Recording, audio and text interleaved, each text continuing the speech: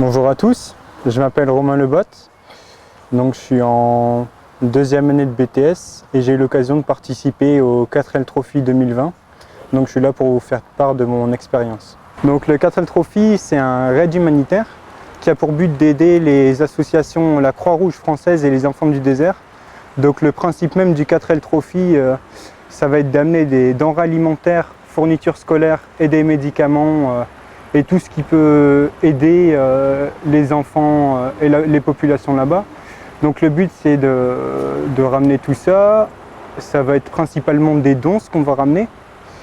Donc on va les récolter notamment dans les supermarchés en faisant une sorte de petite quête, tout simplement en demandant si ça intéresse de donner quelques fournitures en les achetant au supermarché. Et donc on va charger la voiture et on va donner tout ça là-bas. Et l'association La Croix-Rouge française et les Enfants du désert va s'occuper de distribuer les dons là où c'est nécessaire. Passer des moments aussi avec les enfants qui vont découvrir des choses qu'on peut leur amener. Par exemple, on va leur ramener un ballon de foot, on va jouer avec eux, ça va leur permettre de sortir de leur cadre là-bas où ils ont malheureusement pas grand-chose.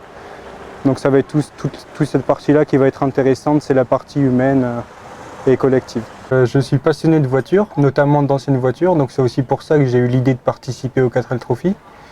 Et donc à partir de cette idée, c'est découlé donc toute la préparation. Donc il faut compter à peu près 1 an de préparation pour notre part. Après ça varie en fonction des équipages. Mais nous on a été long puisqu'on a conjugué préparation, études, travail, etc. Donc la préparation ça comprend notamment la recherche de sponsors. C'est la plus grosse partie de la préparation. Après il y a bien évidemment l'achat de la voiture, la préparation de la voiture. Donc sur la voiture on a installé des équipements spéciaux. Donc là par exemple on a une jauge de température pour surveiller que la voiture n'est pas trop chaude dans le désert, enfin pas plus chaud que nous je dirais. Il y a aussi la mise en place de projecteurs longue portée, il faut mettre des suspensions un petit peu plus adaptées au terrain un petit peu abîmé on va dire, pour être gentil, etc. Donc il y a toute cette préparation là, il y a aussi après toutes les vérifications qu'il faut faire pour s'assurer que la voiture ne tombe pas en panne, en tout cas faire le maximum, ça peut toujours arriver et ça arrivera toujours. C'est une ancienne voiture, hein, il faut la prendre avec des pincettes. L'inscription en elle-même à l'événement, donc c'est une démarche à faire sur internet, il faut faire beaucoup de papiers, il faut avoir son passeport, il faut faire le numéro d'équipage, il faut préparer tout ce qui est les médicaments, etc. Donc j'ai eu l'occasion de participer au 4L Trophy donc avec mon coéquipier, donc c'est un équipage de 2. Donc mon coéquipier s'appelle Thibaut Sigier, il a 19 ans et j'ai 19 ans aussi. Et donc notre nom d'équipage c'était Team Galaxy, tout simplement en référence à la peinture de la voiture. Donc d'ailleurs ça c'est notre voiture, donc c'est une Renault 4L qui est de 1991. Donc on a rencontré durant cette aventure quelques problèmes, notamment les fameux ensablements dans les bacs à sable. Donc les ensablements qui sont très physiques pour en sortir puisque la température extérieure n'aide pas, il fait très chaud. Il fait très chaud et le soir très froid. Donc il y a aussi ces aventures-là, de le soir bien prévoir des sacs de couchage, etc. Une bonne toile de tente. On a aussi eu un petit problème mécanique, c'est-à-dire qu'on a dû changer la pompe à eau en plein milieu du désert. Donc c'était pas facile avec les conditions. Mais on a eu beaucoup de solidarité, des gens qui se sont arrêtés, proposer de l'aide, etc. On est tous les deux dans les mêmes études, mais moi j'ai plus fait la partie électrique, même s'il n'y a pas beaucoup. Moi je me déchargeais un petit peu, hein, j'étais plus avec les copains, et lui faisait plus la mécanique. Mais on est tous les deux assez bons en mécanique, donc on aidait aussi beaucoup d'équipages en panne le long de la route. L'appel et les plaques de désensablage, ça sert beaucoup. Puisque c'est vrai que assez souvent on se retrouve un petit peu dans le sable, ou alors pour aller aider les copains qui nous ont aidés 200 mètres avant, etc. C'est vrai que ça sert beaucoup, mais le tournevis sert aussi beaucoup, notamment pour le carbu qui est très capricieux. Donc c'est des réglages qu'on fait en permanence, mais c'est un outil qu'il ne faut pas oublier en partant au 4L Trophy, sinon ça va être vraiment compliqué.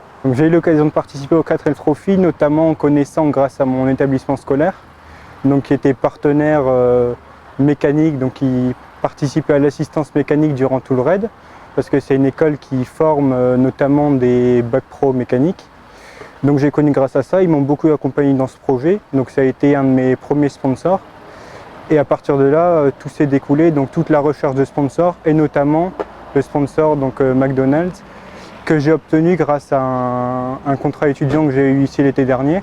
Donc j'ai tout simplement rappelé, j'ai présenté le projet, j'ai expliqué pourquoi on faisait ça, quelles étaient nos motivations, et ça a tout de suite intéressé.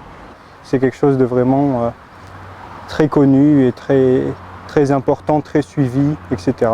Donc le 4L Trophy, donc s'il y a un mot à retenir, c'est l'entraide. On est plus de 1000 voitures, mais au final on n'est pas 1000 voitures, on est vraiment un groupe où chacun va essayer de s'aider au maximum. Donc c'est vraiment ce que j'ai retenu principalement, donc c'est cet aspect-là.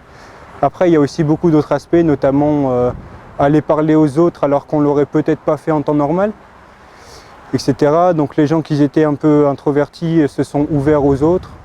Donc ça a été vraiment intéressant sur ça. On a appris à connaître beaucoup de monde, notamment aussi de différentes régions, puisque ça regroupe différentes régions de France et aussi plusieurs nationalités. Là par exemple il y avait des Italiens, des Marocains, des Suisses, des Belges, des Allemands. Donc c'est des gens à qui on n'aurait vraiment pas parlé. Et là ça nous a permis de parler déjà de voiture, de l'aventure, de comprendre comment chacun avait vécu la préparation et aussi un petit peu de prendre l'apéro ensemble, mais ça fait partie du jeu aussi. Mais c'était vraiment des moments sympas et ça me manque beaucoup. Et je projette de reparticiper au 4L Trophy à l'édition 2021 ou 2022, selon ce que mes études et mon travail va me permettre. Mais c'est quelque chose que j'aimerais bien refaire, parce que c'est vraiment une belle aventure.